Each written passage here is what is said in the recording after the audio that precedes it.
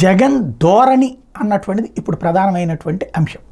ఎందుకు అంటే మీడియా పరంగా కావచ్చు, లేదంటే పబ్లిక్లో టాక్ పరంగా గాను ఒకటి క్రియేట్ అయిపోయింది. అహంకారి, ఎవరితో అందుబాటులో ఉండడు, ప్రజలకు దూరంగా ఉంటాడు, ఒకనాడు ప్రజల్లోనే తిరిగినటువంటి మనిషి, పవర్ రుచి చూసిన తర్వాత అధికార యంత్రాంగం చుట్టూ ఉంటాడు, జనంలోకి వెళ్ళడు అన్నటువంటిది ఒక ముద్ర పడిపోయింది.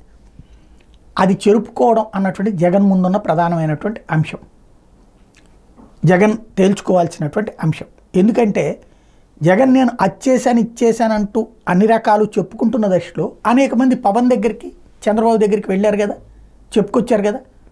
ఓ ప్రతిపక్ష నాయకుడు హోదాలో ఇప్పుడు జగన్మోహన్ రెడ్డి అట్లా వెళ్తే చెప్తారు కదా. మరి ఇప్పుడు జనంలోకి వెళ్తారా వెళ్ళరా, ఇది డిసెంబర్ని దాకా వెయిట్ చేయడం అంటున్నారు. సరే, అది ఒక ఆస్పెక్ట్. రెండోది వచ్చేటప్పటికి పాలనాపరమైనటువంటి అంశాలలో ఒకప్పుడు చంద్రబాబు నాయుడు అదే వైఖరి జగన్మోహన్ రెడ్డి కూడా అనుసరించారు, మంత్రులకి స్వేచ్ఛ ఇవ్వకపోవడం అన్నట్టు. బట్ చంద్రబాబు మారారు. వాళ్ళ మంత్రులందరూ కూడా ఈ దఫా ఎవరికి వాళ్ళే సమీక్షించుకుంటున్నారు. ప్రతి మంత్రి తమ తమ అధికారులతో తామే సమీక్షించుకుంటున్నారు. అధికారులు మంత్రికే జవాబుదారీగా ఉంటున్నారు.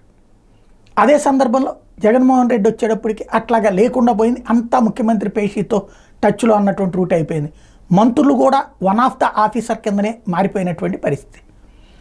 ఇప్పుడు ఈ ఇద్దరిది కంపేర్ చేసుకోవడం అన్నటువంటిది పక్కన పెడితే భవిష్యత్తులో జగన్ ధోరణి మార్చుకోవడం అన్నటువంటిది ముఖ్యం.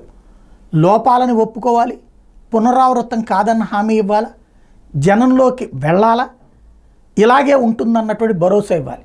అది చేస్తారా లేదా అంటే ముందు శాసనసభతో వెరిఫై చేస్తారు జనం.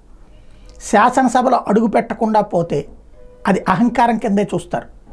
ప్రతిపక్ష నాయకుడి హోదాని లేదు కాబట్టి పాల్గొనకపోతే అంటే ఇతనికి పాలన లేకపోతే గనక చెయ్యడా అన్నటువంటి ఒక ఫీలింగ్ వస్తుంది. కాబట్టి ఫస్ట్ టెస్ట్ అదే. మరి దాన్ని పట్టించుకుంటారా లేదా అన్నది చూడాల్సి ఉంది.